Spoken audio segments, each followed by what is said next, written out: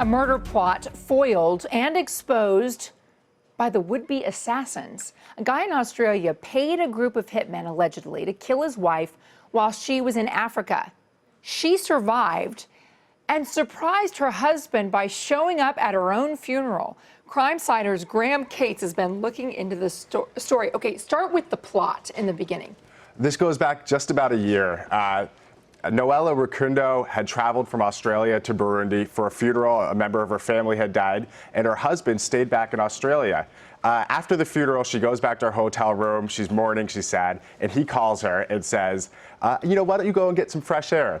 What she didn't know at the time was he had actually hired hitmen, and one of them was waiting outside this hotel. So she goes outside, this guy comes and points a gun at her and says, don't scream or I'm going to kill you, get in the car. She gets in this car and they drive her about half an hour. She's in the middle of Burundi. She doesn't know where she is. And at some point, they start asking her, why does this guy want to kill you? And she says, I don't know who you're talking about. Who wants to kill me? And so they put on the speakerphone her husband, and she hears her husband say, kill her. Now, they hang up the phone. She gets to this building where they had taken her, and they say, you know what? We're actually not going to kill you. Here's the thing. We don't kill women and children. They keep in mind, they're not saying we don't kill. We're going to take money, but... Yeah, they don't say we don't kill. We don't kill women and children. So they hold her for 2 days, and they actually extort some extra money from her husband. He ends up paying 7,000 Australian dollars to kill her. And eventually they let her go, and they let her go with evidence to kind of convict him. There's recordings of him hiring them. There's receipts for money he paid. And they give her a cell phone, too, so she can get back to where she needs to go. And I should add, this was based on reporting from the BBC, Australian newspapers, and the Washington Post. Okay, so she finds out her husband has plotted to kill her and paid a bunch of money to hitmen who turn out to have a conscience.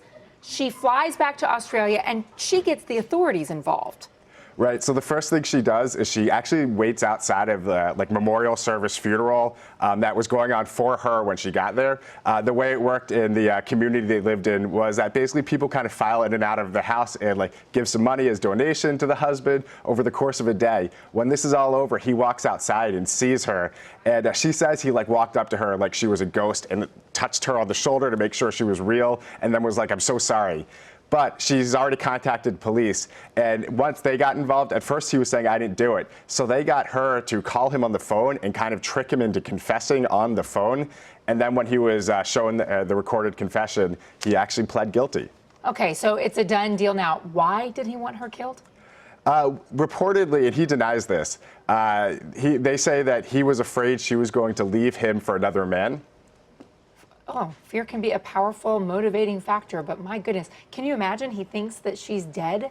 He goes to her funeral, he's entertaining the mourners, and he goes outside and she's standing right there. Standing right there. Amazing, amazing. Graham, thanks. All right, remember you can track investigations and read up on the big crime stories of the day at cbsnews.com/Crimesider.